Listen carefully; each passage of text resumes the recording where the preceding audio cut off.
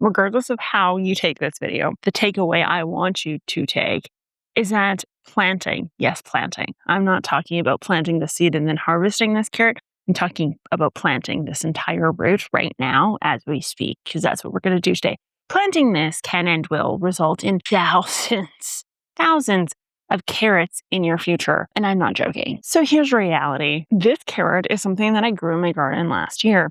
And if you did not know, you can very easily store carrots for a metric buttload of time, literally all winter.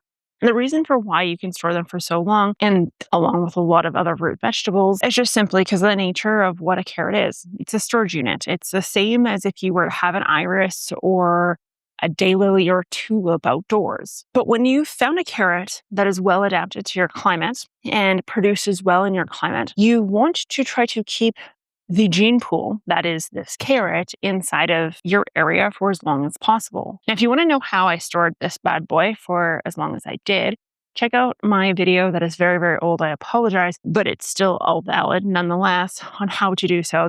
I think there's got to be at least 4 or 5 ways in which I do it in that video, but 2 are my favorite. The plastic bag method and then the sand inside of a container method. Those 2 have worked for me every year like clockwork. So carrots are a great example of this, and I will list out a number of different vegetables you can actually do this with. Carrots is one that I personally do it with year in, year out, but there are several in which you can do it for, and I will list those out like I said. But because this is a storage unit and because they are considered biennial, meaning they produce the root in year 1 and then year 2 they flower, what we're doing is we are trying to complement year 2, if you will, by planting this bad boy and then harvesting the seed from it. Now, before you say, Ashley, I have carrots that produce seeds and flowers all the time, so why can't I just harvest those seeds and flowers? And here's the reason for why. Number 1 is that those set seed in an environment that they did not like. So if a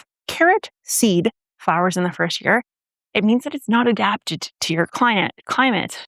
This, however, produced a very happy, healthy carrot in my climate, meaning it is designed for my climate. And that is why I want to save the seeds from this carrot. The same rule applies to onions, parsnips, you name it. So the process here is quite simple. All you're going to do is you're going to take your carrot or whatever the vegetable is, and you're just going to push it into the ground. You want this part to be relatively level with the ground if you can, but if it's not, it doesn't really matter.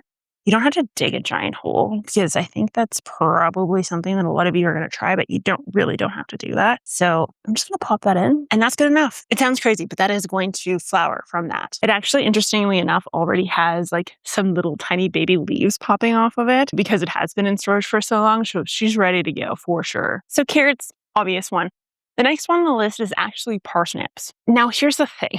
I am not a huge parsnips person. Not my favorite vegetable, but if it is one of your favorites, this is a great one to start. And this one I would actually start even sooner than what I just planted this carrot at. I would put it in the ground as soon as you're getting longer days and the ground is workable. The reason being is that parsnip carrots, wow.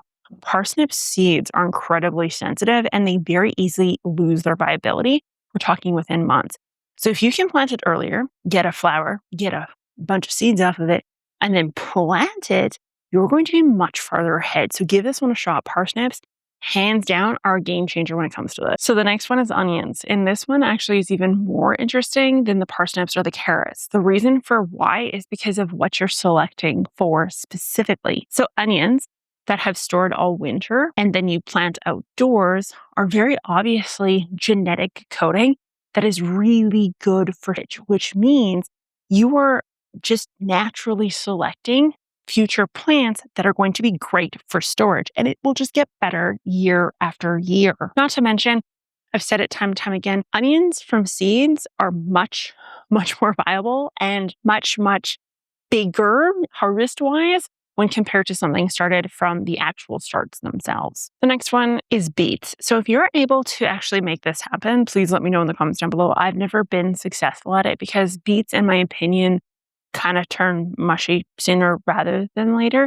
And given I haven't actually actively tried to store one in the entire winter and then planting kind of one of these shriveled up versions of a beet ever, But regardless, if you wanted to do this, what you would probably want to do is actually harvest the beet and then keep it kind of in this semi-moist state so it doesn't shrivel up immediately. And you also would have to do it with the intent of not eating it, because I'm assuming it's going to grow a whole bunch of roots really, really quickly. Next up is turnips. I threw turnips in here because I think this is one of the survival prepper crops of mankind. It has been the crop that generations previous to preppers have used for survival solely because of how carby and starchy this plant is. And it is one that you can do exactly this with. It is biennial, it will flower, it will do all the great things that we were just discussing. Number 6 is rutabaga. Rutabaga, one I also don't grow only because I'm not in love with it, but if you like this one,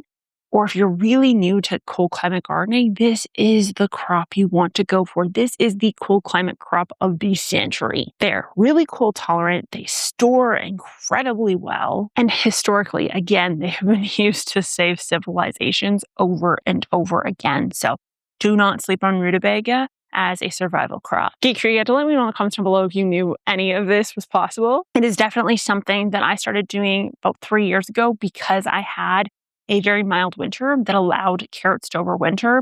And then I got seeds from said carrots, and then I planted said carrots, and I was absolutely blown away by this.